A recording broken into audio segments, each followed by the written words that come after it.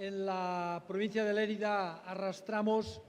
déficits en inversiones muy importantes para nuestro desarrollo, para nuestro bienestar, para nuestra cohesión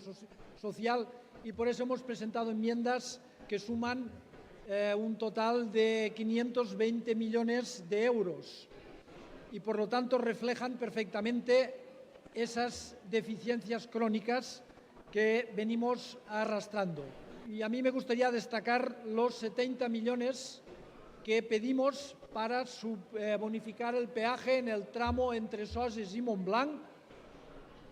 con la finalidad de convertir la carretera nacional 240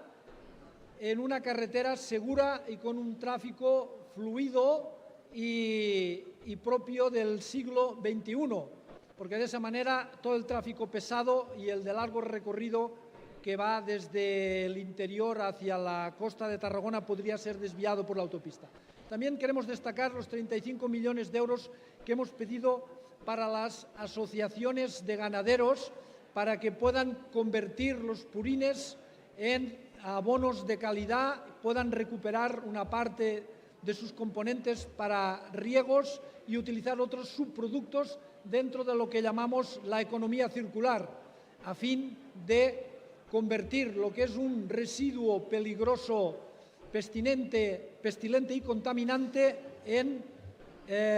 un recurso útil para la agricultura. Igualmente hay enmiendas referentes a la supresión de pasos de nivel, de acondicionamiento de zonas inundables, para construir equipamientos culturales, para construir equipamientos deportivos en ciudades tan importantes como pueden ser Balaguer, como puede ser Alcarràs, Agramunt, les Borges Blanques. En definitiva, estos 520 millones darían un empujón muy importante a nuestra economía y a nuestra sociedad. Gracias.